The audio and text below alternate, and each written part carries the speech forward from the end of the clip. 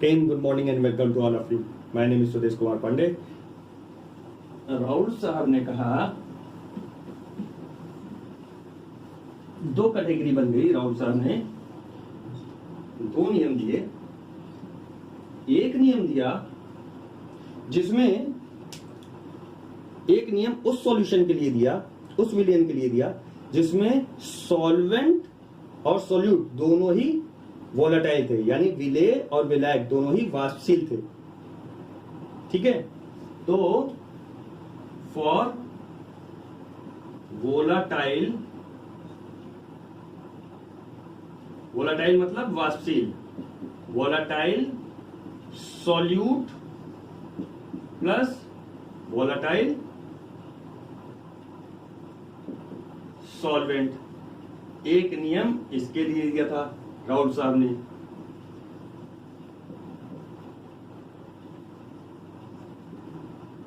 ठीक, और एक नियम दिया था जिसमें सॉल्वेंट तो हमारा वोलाटाइल था लेकिन सॉल्यूट जो था वो नॉन वोलाटाइल था, यानी हमारा विलायक जो था वो वाष्पशील था लेकिन विलेय जो था अवाष्पशील था।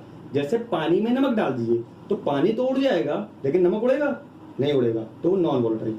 पानी में आप ग्लूकोज डाल दीजिए, चीनी डाल दीजिए, सुक्रोज डाल दीजिए, यूरिया डाल दीजिए, तो ये सब क्या है? ये नॉन वोलेटाइल सॉल्यूट्स हैं, यानी अवाष्पशील विलेय हैं। तो ये तो नहीं उड़ेंगे लेकिन पानी उड़ जाएगा जब आप उसको हीट देंगे।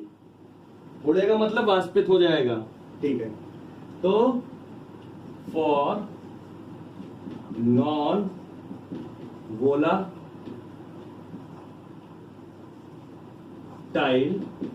Solute plus volatile solvent. ठीक, एक सॉल्यूशन ये है, एक सॉल्यूशन ये है, तो इसके लिए राउल साहब ने अलग नियम दिया और इसके लिए अलग नियम दिया। तो ये नियम है Raoult's law for volatile solute and ये है Raoult's law for non volatile solutes. अब नियम क्या है वो देखते हैं। इसमें नियम क्या था? इसमें बोला कि मान लीजिए हमारे पास ये कंटेनर है, ये हमने हीट दिया, ठीक है, इसमें हमने क्या कर दिया? एल्कोहल, ठीक है, और वाटर दोनों का मिक्सचर ले लिया। तो एल्कोहल भी वाष्पशील है और वाटर भी वाष्पशील है, तो और एक इधर ले लिया हमने, इसमें हम वही ले लेते हैं,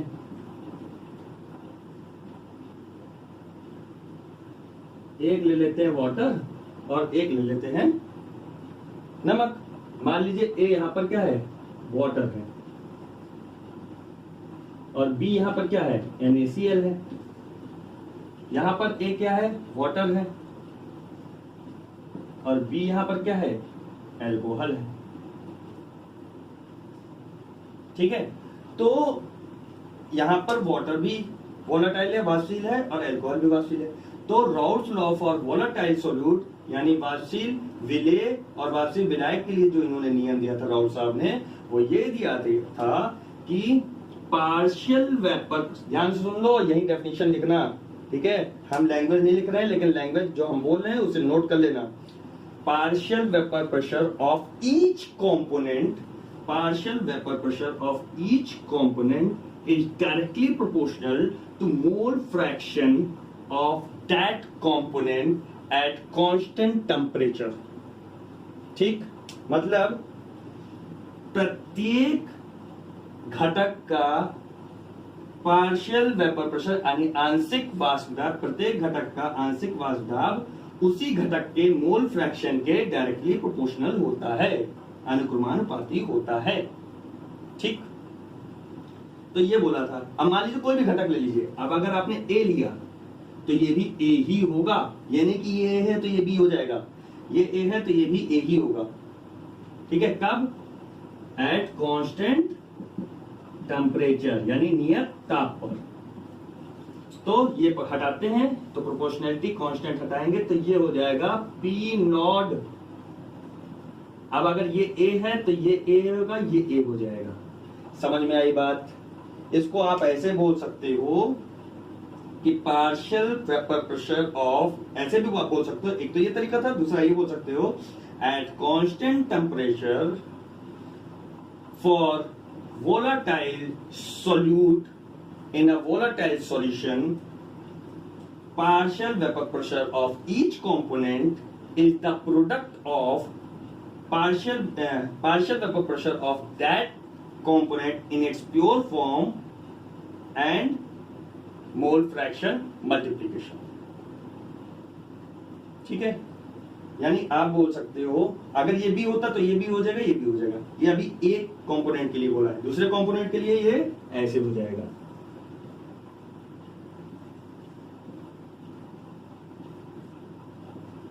ठीक, ये भी पार्शियल वेपर प्रेशर, ये भी पार्शियल वेपर प्रेशर। क्यों? क्योंकि ये भी वाष्पशील है, ये भी वाष्पशील है, तो कुछ दाब इसका होगा, कुछ दाब इसका होगा, तो कुछ कोई तो हम कहते हैं ना पार्शियल, आंशिक। तो पार्शियल वेपर प्रेशर इसका, पार्शियल वेपर प्रेशर इसका, तो टोटल वेपर प्रेशर क्या होगा? टोटल वेपर प्रेशर होगा P टोटल, यानी कुल दाब हो जाएगा partial vapour pressure of A plus partial vapour pressure of B। कुछ इसका वास्ता, कुछ इसका वास्ता, partial vapour pressure of A plus partial vapour pressure of B। और इसको अगर आप ओपन करेंगे तो ये वाली टर्म आप यूज कर सकते हो, यानी P total is equal to PA in its pure form XA plus P naught B XB। ठीक, ये आपके इंपॉर्टेंट फॉर्मूलेज हैं। ठीक है, राउट लॉ बहुत इंपॉर्टेंट है, 1-2 नंबर में आ जाता है, चाहे ये वाला चाहे ये वाला। ठीक है, तो ये वाली बात समझ में आई। इधर आते हैं, सेम चीज है, बस थोड़ा सा अंतर क्या आ गया कि यहां से मान लीजिए उठा के चलते हैं। ठीक है, यहां से उठा के चलते हैं मान लीजिए, तो इसमें बेटा अच्छा एक काम करो, ये बताओ इसमें वेपर प्रेशर किसका होगा? वाटर का होगा, NaCl का तो होगा नहीं, क्योंकि ये नॉन वोलेटाइल है। ठीक है, तो जब हम टोटल प्रेशर लगाते हैं तो टोटल प्रेशर तो वही चलेगा ना हमारा, PA plus PB। Total pressure is equal to partial vapour pressure of A plus partial vapour pressure of B। लेकिन हमको पता है जब हम वैल्यू पुट करते हैं तो हमको पता है कि ये तो ये हो जाएगा P नॉट A, वही चीज XA, और ये हो जाएगा P नॉट B और XB। ठीक, लेकिन हमको पता है कि B क्या है? नॉन वोलेटाइल है, तो इसका P नॉट B क्या हो जाएगा? 0। तो 0 से किसी चीज को मल्टीप्लाई करोगे क्या हो जाएगा? 0। तो पूरा का पूरा PB क्या हो गया? 0। मोल फ्रैक्शन 0 नहीं होगा, मोल फ्रैक्शन 0 नहीं होगा, दिमाग में रख लेना, बहुत कंफ्यूज करने के लिए कभी कभी कॉम्पिटिटिव उसमें पूछ लेते हैं क्या मोल फ्रैक्शन 0 हुआ? मोल फ्रैक्शन नहीं 0 हुआ, XB तो इसमें था ही भाई, B तो था ही, तो इसके मोल तो थे ही, तो XB नहीं 0 हुआ। लेकिन ये तुम्हारा जो था क्या, partial vapour pressure of B in its pure form, या partial vapour pressure of B, ये हो गया 0। क्यों? क्योंकि ये क्या था? अवाष्पशील था, नॉन वोलेटाइल था।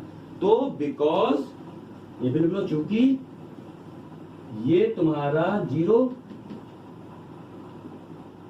ठीक है, तो ये पूरी टर्म तुम्हारी हो जाएगी 0। तो उस वक्त जो टोटल वेपर प्रेशर है वो क्या हो जाएगा?